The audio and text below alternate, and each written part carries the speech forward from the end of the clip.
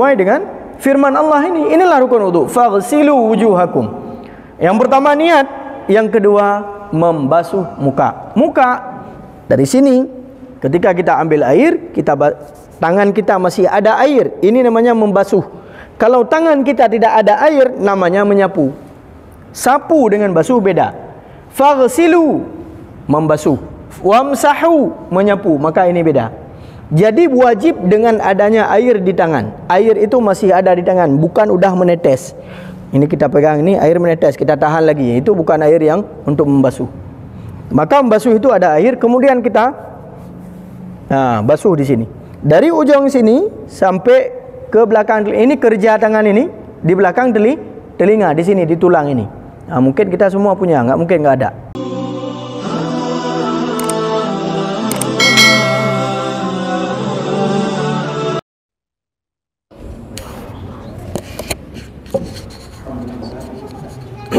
Allahumma salli ala sayyidina Rasulillah wa ala alihi wa sahbihi wa mawalah.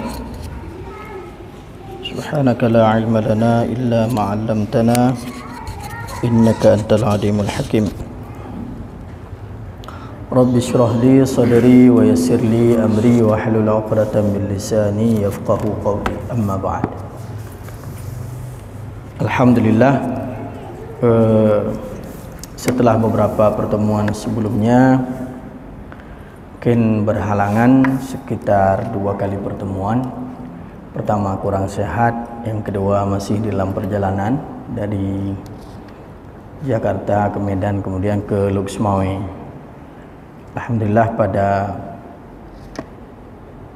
maghrib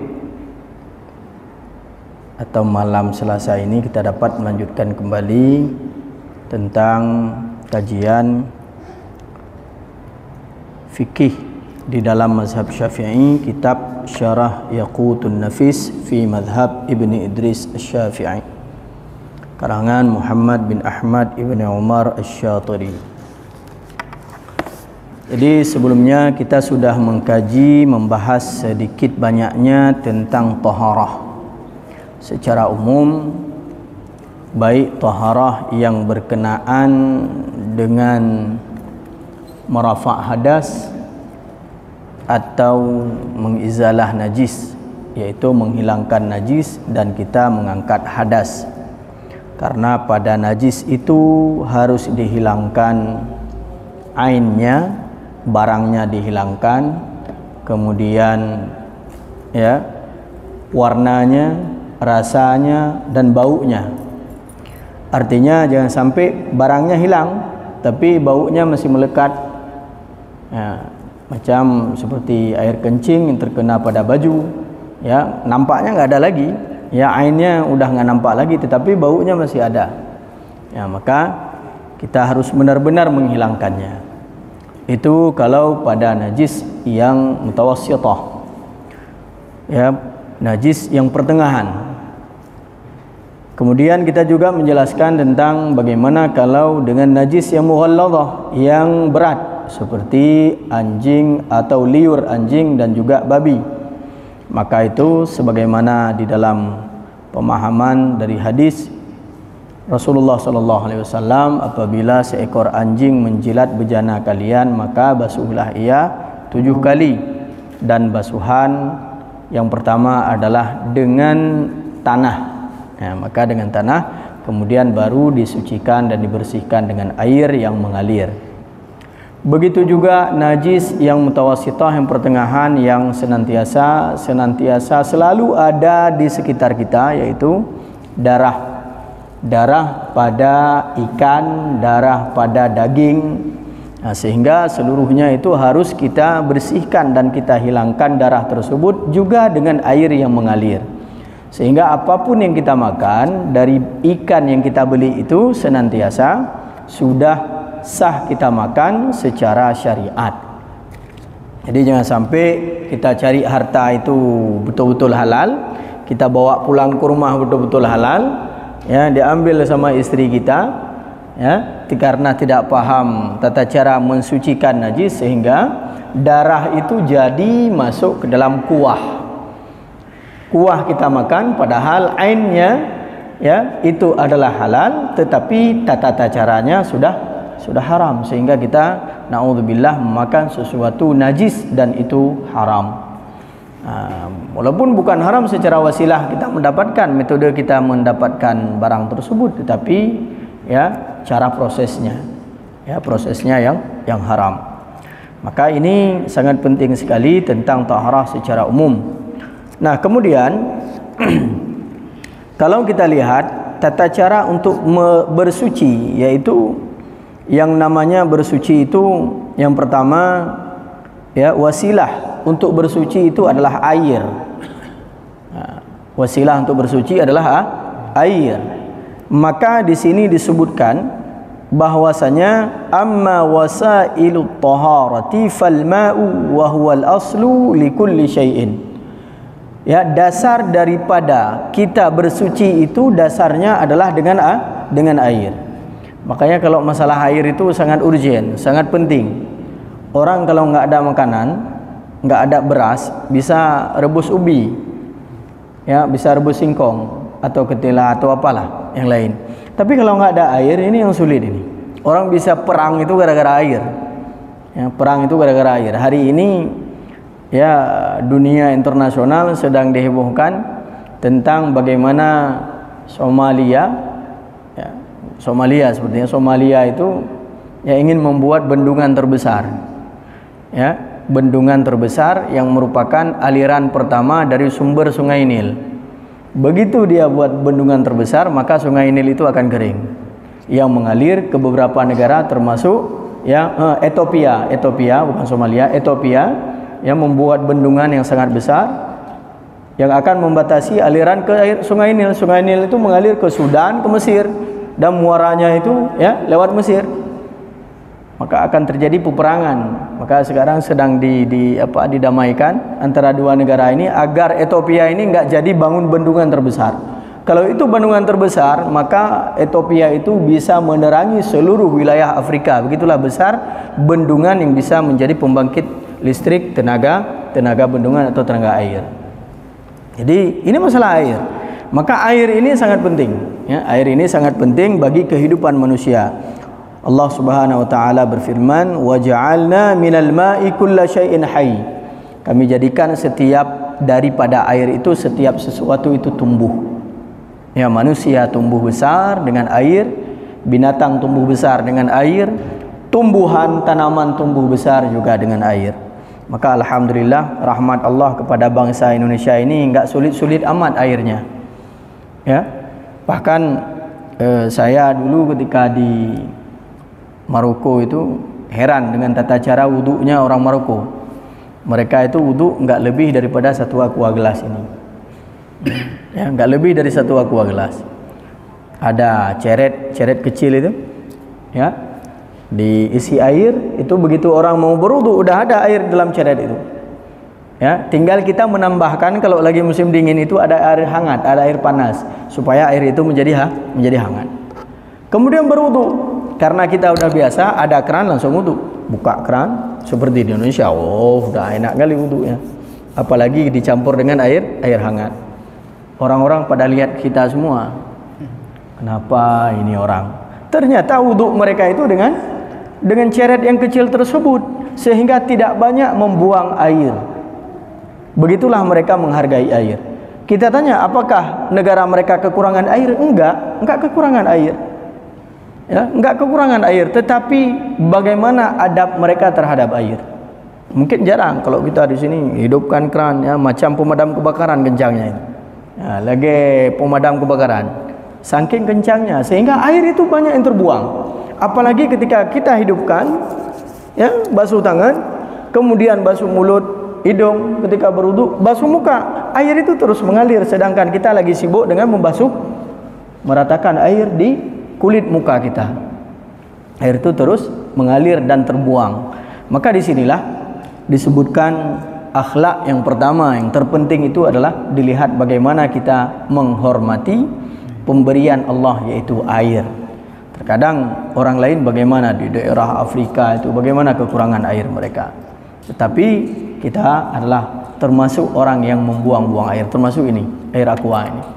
Di Kenduri di walimah pesta, coba lihat, semua orang itu minum air. Ya, airnya aqua gelas, ya, air mineral atau ini kualah apalah namanya, ya. Tetapi coba lihat, banyak sekali yang terkadang minum sedikit kemudian setengahnya tinggal.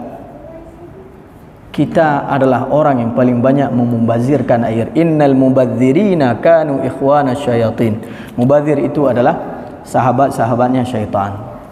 Ternyata banyak sahabat syaitan yang pergi kenduri, yang pergi ke walimah dengan buang-buang air. Padahal orang dengan satu ini, ya, bisa berwudu dan juga bisa minum.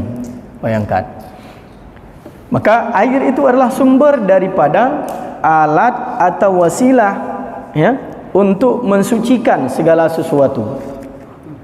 Maka air, kategori air itu yang semua keluar dari bumi dan turun dari langit. Nah, itu aja konteksnya. Jadi mungkin kita disibukkan dengan 7 macam air, ya kan? Sab'atu miyahin, ada 7 macam air yang tahirun mutahhir, yang suci lagi menyucikan. Kita ingat saja air yang keluar dari bumi dan air yang turun dari langit. Yang keluar dari bumi, air mata air, air sungai, ya, air sumur, ya. Semua itu air bersumber dari tanah. Atau air yang turun dari langit, embun, salju, ya, kemudian air hujan. Itu semua air yang suci dan menyucikan, ya. Dari tanah juga yang bercampur dengan air dari langit, air laut. Nah, itu juga yang suci dan menyucikan. Itu saja yang kita anggap sebagai air yang suci lagi menyucikan. Maka hari ini, ya, kita banyak mendapatkan sumber-sumber tersebut untuk bersuci dan menyucikan. Kenapa disebut di sini suci dan menyucikan? Karena tidak semua yang suci itu bisa menyucikan. Nah, kopi, teh yang sudah bercampur sehingga berubah warnanya, berubah rasanya, maka ini air ini terkadang suci tetapi tidak menyucikan. Nah, contoh air kopi, sebanyak apapun kopi, satu kulah, satu bak besar itu, lebih dari 2 kulah di dalam kategori kulah dalam makna fikih, yaitu 60 panjang, 60 lebar, 60 dalam. Nah, ya, kedalamannya 60, lebarnya 60, ya, dan juga panjangnya 60. Ya, bukan 60 meter, 60 cm. Nah, kalau 60 meter udah gede kali. Ya. Artinya sebesar apapun bak atau kulah itu, kalau airnya air kopi tetap tidak bisa menyucikan. Dia suci tetapi tidak boleh untuk menyucikan. Nah, maka ini pemahaman yang harus kita pahami betul-betul. Air yang suci tetapi bisa menyucikan dengan air yang suci tapi tidak bisa menyucikan. Air yang mustakmal, air yang kita pakai untuk, ya, merafa' hadas. Kita rafa' hadas itu dengan 2. Merafa' hadas kalau dengan air, ya, merafa' hadas dengan berwudu, hadas kecil. Merafa' hadas dengan mandi, berarti merafa' hadas besar. Air yang bekas kita pakai tersebut, maka hukumnya apa? Mustakmal, air yang terpakai dan itu suci tetapi tidak lagi menyucikan. Berarti Ustaz, boleh kita minum ini air bekas wudu kita? Boleh, asalkan jangan bercampur dengan najis. Kecuali di tangan kita ada kotoran, nah, kita wudu, airnya masuk ke sini, nah, itu air kotoran, air yang bekas untuk kita hilangkan najis. Nah, sedangkan air wudu yang tidak ada najis pada anggota tubuh kita, kita hanya merafa' hadasnya, bukan mengizalah najisnya, menghilangkan najis, tapi cuma untuk, ya, berwudu. Tidak ada najis di badan kita, kemudian air tersebut bisa kita minum, bisa. Karena itu air yang suci tetapi tidak menyucikan. Nah, sehingga kategorinya, ya, mungkin nanti di dalam tanya jawab bisa lebih dalam lagi. Ya, ada yang bertanya itu, termasuk kepada Buya Yahya. Saya lihat video beliau, ceramah beliau tentang bagaimana ketika kita berwudu di dalam bak. Misalnya kita wudu di rumah ini, bak itu kecil, ukurannya tidak mencapai 2 kullah. Kullah itu sebagaimana saya sampaikan tadi, 60 panjang, 60 lebar, 60 dalam. Itu batasan 2 kullah. Kalau udah 2 kullah nggak apa-apa, kita masukkan tangan berwudu itu udah nggak masalah lagi, nggak mustakmal dia. Ya, ketika ada air dikurang dari 2 kullah itu kita berwudu, kita sudah berusaha menghindar. Begitu kita wudu, ya, ambil gayung, kemudian kita, ya, basuh muka, ternyata ada percikan air ke dalam air yang kurang dari 2 kullah itu. Maka hukumnya bagaimana? Nah, di sini digambarkan oleh Buya Yahya itu, gambarkan saja air yang, ya,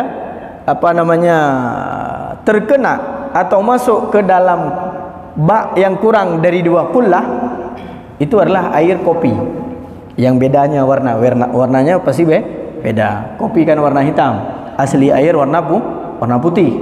Nah, ketika kita berwudu, ya, seberapa besar air yang masuk ke dalam air yang kurang daripada 2 kullah tersebut? Nah, coba kita tes. Misalnya air kopi jatuh 1 tetes, 2 tetes, 4 tetes, apakah merubah warna atau merubah bau atau tidak? Misalnya saya datang, lagi saya berwudu, ya, dengan pakai air kopi, masuk tetesan air kopi ke dalam air yang kurang dari 2 kullah. Saya tanya ke Ustaz Musal, Ustaz, ini air biasa atau air kopi? Nah, Ustaz Musal bilang, oh ini masih air biasa ini. Beliau cium masih bau air biasa, beliau rasa juga masih tawar, masih air biasa. Nah, maka itu kategorinya adalah tidak menghilangkan sifat air itu suci dan menyucikan. Cuman kita sendiri harus bisa menghindari. Jangan pula buka keran, di bawah itu ada bak, kita wudu. Ini udah kopi semua yang masuk ini. Ya, udah air mustakmal semua yang masuk ke dalam air yang ada di dalam bak, dan itu tidak boleh digunakan lagi untuk bersuci, ya, atau menyucikan. Karena dia air suci tetapi tidak lagi menyucikan. Kalau tetesan air ke situ tidak bisa merubah warna, tidak bisa merubah rasa, dan juga kategori normalnya air itu masih dikatakan air putih, air bersih, bukan kopi, bukan teh. Tapi kalau kita tanya, ini Ustaz air, tapi kayaknya ada bau kopi, ya, berarti itu udah mustakmal. Nah, ini kategori jumlah air yang masuk ke dalam bak yang kurang daripada 2 kullah. Kalau lebih daripada 2 kullah, maka itu silahkan. Nah, itu kita masukkan tangan-tangan ke situ. Ketika kita basuh ini semua jatuh, nggak apa-apa, karena itu sudah dikategorikan air yang boleh untuk kita gunakan dan tidak mustakmal yang bercampur dengan air tersebut. Maka setiap air yang kita gunakan itu, ya, harus kita pastikan kesuciannya. Ini banyak terkadang di kamar mandi itu, ya. Ini kita juga menyampaikan hukum berwudu di kamar mandi atau di toilet yang ada WC-nya. Nah, ini adab akhlak juga, bagian daripada hukum juga. Apa hukumnya kita berwudu di kamar mandi yang ada WC-nya? Ya, yang ada WC-nya. Hukumnya makruh. Hukumnya makruh. Nah, maka tempat wudu itu terpisah dia daripada toilet. Usahakan kita wudu itu di tempat wudu. Nah, maka kalau di Arab itu ada 2 pemahaman. Yang pertama ada yang namanya hammam. Yang kedua ada yang namanya khala. Ya, atau baitul khala, disebut khala atau mirhadun. Ya, yang pertama hammam itu tempat mandi. Enggak ada toilet dia, tempat mandi. Memang hammam, ya, memang hammam, tempat mandi memang khusus untuk mandi, nggak ada toiletnya. Kalau toilet, ya toilet, nggak ada tempat mandinya, yang ada tempat buang air besarnya. Nah, itu namanya khala. Kalau tempat kita kadang-kadang campur, di situ mandi, di situ buang air besar. Nah, maka ketika ada khala di situ, ada WC di situ, kita berwudu, maka hukum wudu di tempat tersebut adalah makruh. Nah, jadi kalau nggak ada tempat wudhu khusus di rumah, ya udah wudhunya di masjid atau di musholla ketika kita sampai. Nah, ini hukumnya sunnah kita berwudhu di tempat yang tidak ada WC-nya. Kenapa? Kategorinya terkadang air yang ada di dalam WC ini tidak terjamin kesuciannya. Nah, orang kan macam itu. Kalau di kamar mandi itu, di dalam WC itu, apakah ya, setelah dia basuh kemudian ada air bekas daripada najis itu masuk kecampur ke dalam air yang memang ukurannya itu kecil, sedikit kurang daripada 2 kullah. Nah, bisa jadi maka keraguan ini membuat kita ya untuk dimakruhkan ketika kita menggunakan tempat tersebut untuk berwudu. Alhamdulillah di tempat kita, di masjid kita Al-Fitrah ini ya, bahkan ada keran ya, airnya itu terjamin di atas, tidak ada anak-anak yang masuk berenang, nggak ada. Nah, jadi maka ini sangat terjamin kesuciannya dan itu lebih baik. Nah, kemudian ini tentang taharah. Maka taharah untuk merafa' hadas, yang pertama, yang paling kecil adalah wudu. Maka wudu ini ya adalah hal yang senantiasa kita lakukan sehari semalam minimal 5 kali, khususnya untuk solat. Ada juga wudu bukan untuk solat, ada wudu untuk i'tikaf, ada wudu untuk baca Al-Quran, ada wudu untuk melakukan sesuatu sunnah ya. Maka wudu ini tidak terbatas dengan untuk solat aja, karena banyak ibadah-ibadah yang dilarang tanpa adanya wudu atau di dalam keadaan berhadas, khususnya hadas kecil. Di antaranya i'tikaf di masjid. Arti i'tikaf itu berduduk menetap di masjid, itu namanya i'tikaf. Maka masjid kita ini sunnah i'tikaf, maka kita duduk ini sebelum kita sebelum kita duduk untuk solat sunnah 2 rakaat ya, ataupun ketika sebelum kita bergerak untuk pindah tempat baca Al-Quran, niatkan i'tikaf, karena pahala i'tikaf itu luar biasa besarnya. Nah, maka syarat sah i'tikaf itu kita bebas daripada hadas kecil. Kemudian baca Al-Quran dengan memegang mushaf atau memegang mushaf Al-Quran. Kita punya Al-Quran ya, kita memegang mushafnya, maka di situ diperintahkan untuk berwudu atau di dalam keadaan berwudu. Ustaz, saya baca Al-Quran tapi di HP. Di rumah, saya duduk di depan pintu rumah itu baca Al-Quran tapi pakai HP. Nah, ketika pakai HP ya, apakah itu memegang mushaf? Tidak, karena HP itu bukan mushaf, dan fahala memegang mushaf tidak kita peroleh dengan membaca Al-Quran pakai HP. Karena fahala memegang mushaf itu satu, fahala membaca Al-Quran itu satu, jadi beda fahala. Maka sangat banyak fahala ketika kita memegang mushaf lalu kita baca Al-Quran. Nah, ini syaratnya di dalam keadaan terbebas atau bebas daripada hadas yang kecil. Begitu juga seorang khatib naik mimbar itu wajib suci daripada hadas kecil. Tawaf wajib suci daripada hadas kecil. Cuma beda tawaf dengan solat itu, kalau kata ulama ya, beda tawaf dengan solat itu cuma satu ya, yaitu kalau di dalam solat nggak boleh ngomong, kalau lagi tawaf boleh ngomong, boleh berbicara. Nah, misalnya kita lagi tawaf nih, boleh berbicara, enggak membatalkan tawaf. Sedangkan kewajibannya, syarat sebelum kita tawaf sama seperti syarat kita sebelum sholat ya. Yang pertama, badan harus bersih. Yang kedua, pakaian harus suci daripada najis. Tempat juga harus suci daripada najis. Jangan kita bawa nanti kita tawaf, sudah tahu ada kotoran, kita jalan di atas kotoran tersebut, enggak sah tawaf kita. Sedangkan yang membedakannya apa? Dalam solat tidak boleh berbicara, sedangkan di dalam tawaf boleh berbicara, tidak membatalkan tawaf. Nah, juga harus dalam keadaan berwudu. Maka wudu ini merupakan salah satu keabsahan solat paling inti dan paling penting. Maka kenapa banyak pembahasan-pembahasan kitab fikih itu berlama-lama di dalam berwudu. Artinya berlama-lama di dalam bab wudu. Mungkin kalau junub itu ya paling kalau perempuan itu sebulan sekali.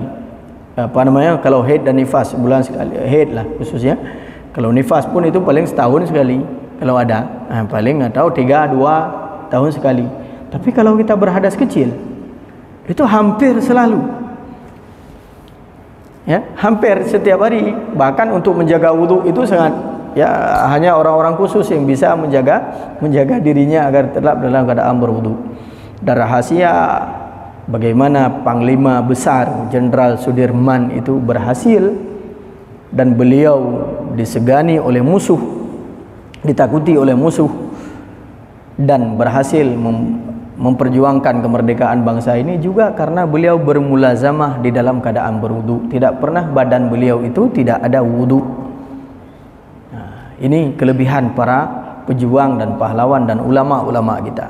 Maka wudu ini adalah hal yang sangat penting. Dasar wudu itu dari ayat Al-Quran. Ayat Al-Quran Allah berfirman, a'udzubillahi minasyaitonirrajim.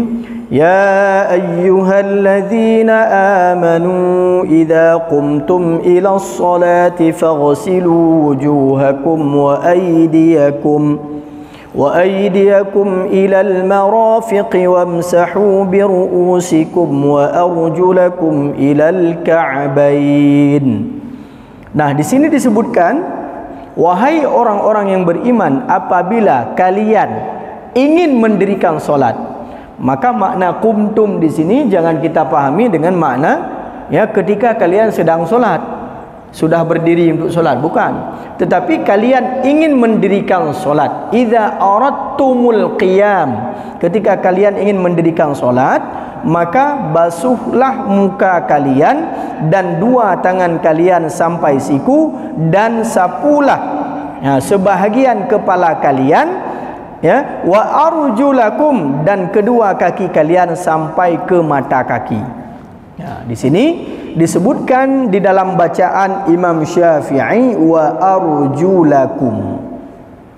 Ya, sedangkan di dalam beberapa qiraat itu dengan ya wamsahu bi ru'usikum wa arjulikum.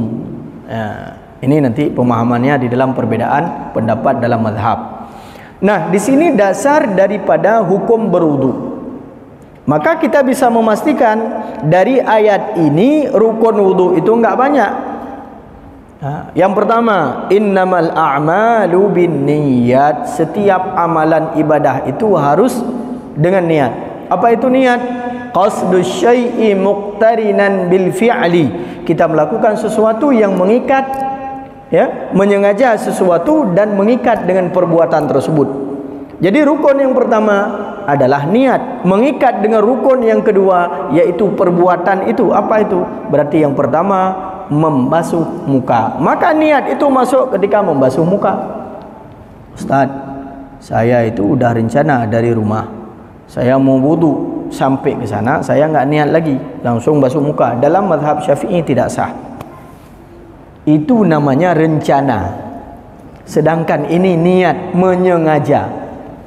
Nah, ya. Kita solat, begitu juga rukun solat yang pertama. Ya, mungkin dalam kategori rukun solat berdiri betul. Kita wajib betul-betul berdiri. Ya, maka berdiri betul itu ada yang mengkategorikan dia bagian daripada rukun, ada yang mengkategorikan dia bagian daripada syarat.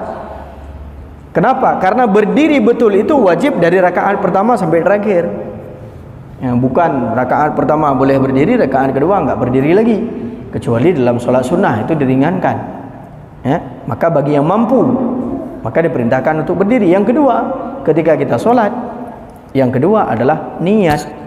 Kemudian muqtarinan bil fi'li, perbuatannya apa? Takbiratul ihram. Berarti masuk niat ketika takbiratul ihram. Enggak ada niat, enggak sah. Itu waktu niat solat, waktu niat wudu, waktu niat puasa lain lagi. Untuk puasa fardu, puasa Ramadan, wajib bermalam niat. Kita niat ketika malam hari. Dimulai daripada buka puasa hari ini, niat puasa untuk hari esok. Batasnya ke mana? Sebelum terbit fajar masih boleh berniat di dalam puasa fardu. Itu waktu niat puasa fardu. Maka masing-masing niat itu muqtaridan, mengikat dengan fi'l, dengan perbuatan. Maka begitu juga niat merupakan rukun pertama di dalam kita berwudu. Kemudian rukun yang kedua, ya, membasuh muka. Maka batasan muka yang wajib dibasuh tulan wa ardan, panjang dan lebar. Panjangnya dari mulai manabitus sya'ri, tempat tumbuhnya rambut, sehingga di bawah dagu di sini. Ini masih dikira muka. Nah, ini secara panjangnya. Lebarnya dari telinga ini, ya, bahkan di belakang. Nah, ini kan ada belakang ini. Kalau kita tekan di sini rahang kan? Rahang itu bagian dari wajah atau tidak? Bagian dari wajah. Maka yang dalam di belakang telinga ini adalah rahang, masih tulang rahang ini. Maka itu wajib dibasuh ketika membasuh muka. Berarti dari sini ya sampai ke sini. Ini secara lebarnya. Maka seluruhnya wajib kita basuh dan dipastikan benar-benar terkena air. Air apa? Air ketika kita berwudu, bukan terkena air setelah berwudu. Kalau setelah berwudu enggak berlaku lagi, karena wudu itu wajib tertib nanti. Karena di sini ayatnya tertib, disampaikan secara tertib. Ya, faghsilu wujuhakum, basuhlah wajah kalian. Maka ketika kita berwudu, ya, nanti mungkin di dalam praktek kita bisa lihat sama-sama, ya. Dari sini sampai ke bawah dagu ini wajib kita basuh. Nah, ya. Ketika kita wudu, maka ambil air. Ini rukun dulu kita bahas. Ya, masalah sunnah nanti. Nah, yang penting ini rukun. Terkadang kita gara-gara mungkin bukan salah orang dulu ya, tapi mungkin orang dulu menjelaskan ada faedahnya juga. Ketika menjelaskan wudu itu daripada mencuci tangan terlebih dahulu sampai dengan ya mencuci kaki. Jadi semua orang sekarang yang enggak paham, enggak belajar lagi fikihnya, menganggap kumur-kumur, masukkan air ke hidung, menyapu telinga, itu semua adalah rukun wudu, padahal bukan. Karena rukun wudu itu sesuai dengan firman Allah ini. Inilah rukun wudu. Faghsilu wujuhakum. Yang pertama niat, yang kedua membasuh muka. Muka dari sini ketika kita ambil air, tangan kita masih ada air, ini namanya membasuh. Kalau tangan kita tidak ada air, namanya menyapu. Sapu dengan basuh beda. Faghsilu membasuh, wamsahu menyapu, maka ini beda.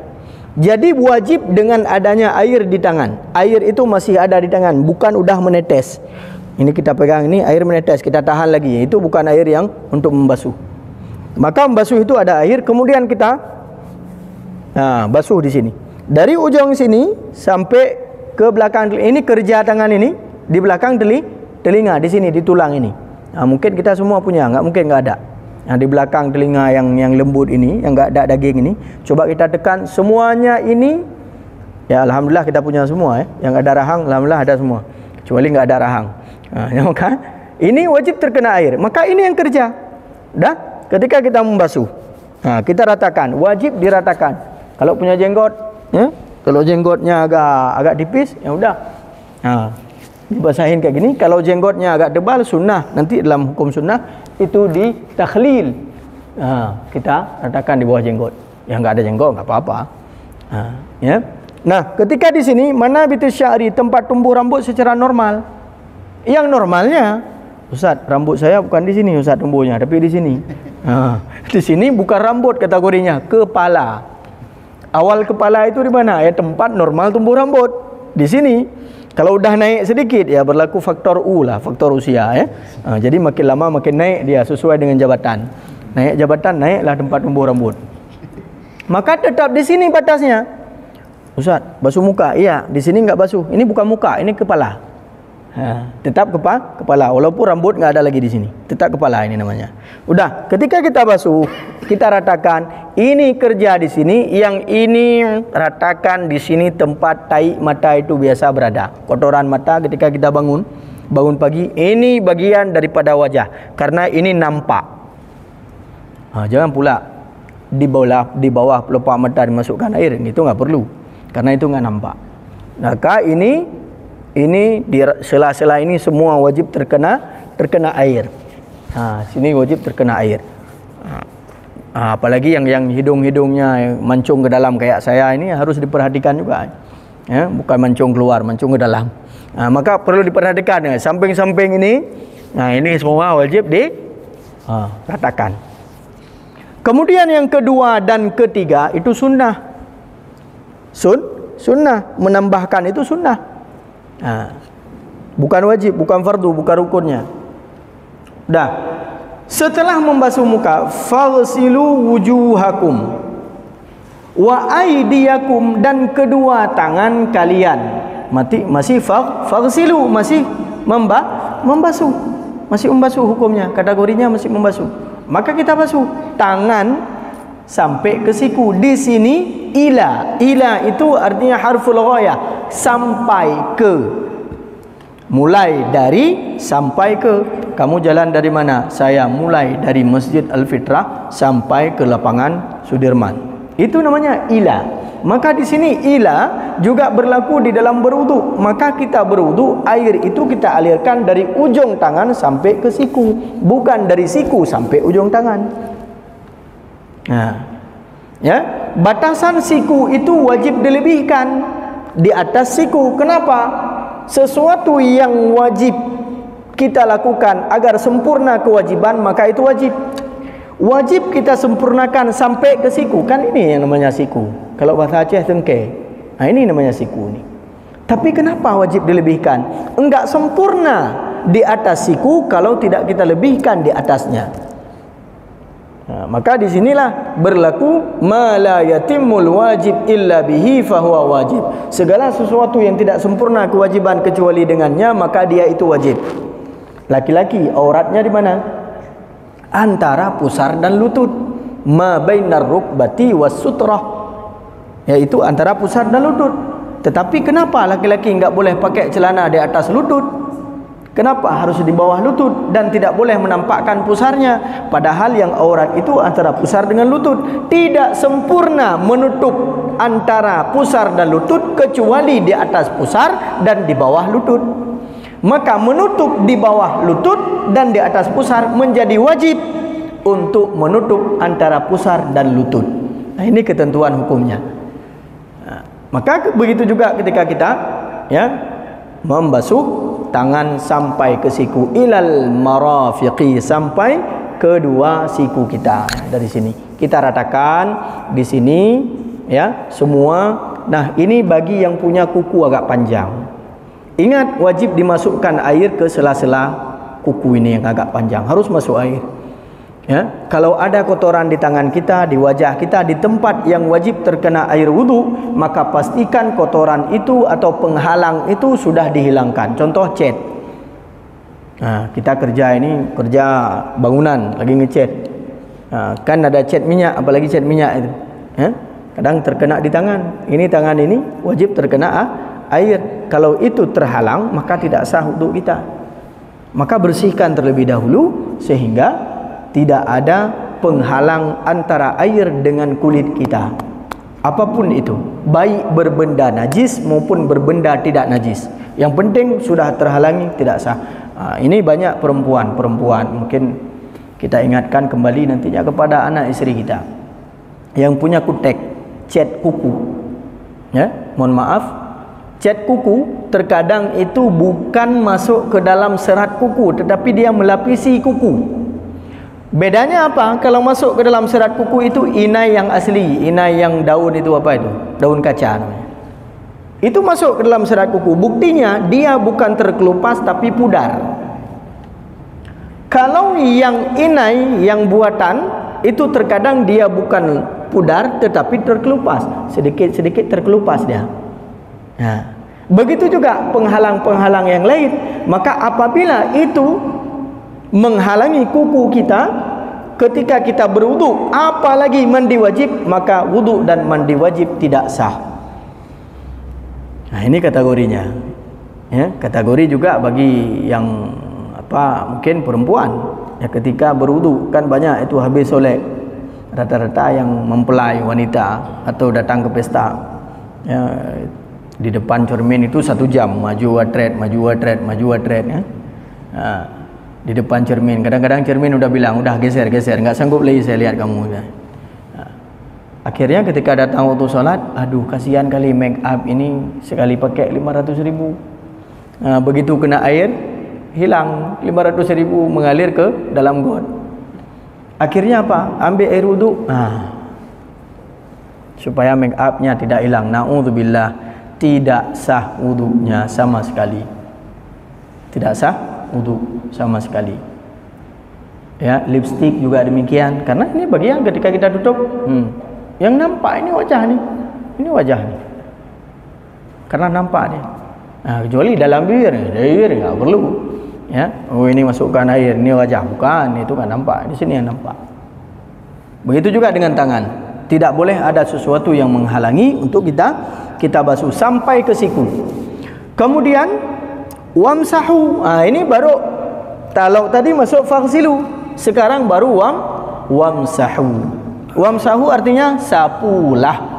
Arti sapu, tangan kita sudah basah, tidak perlu ada air yang masih tertahan di tangan. Wamsahu biru'usikum, sapulah ke sebagian kepala kalian. Mazhab Syafi'i menganggap ba di sini ba litab'id, menandakan sebagian.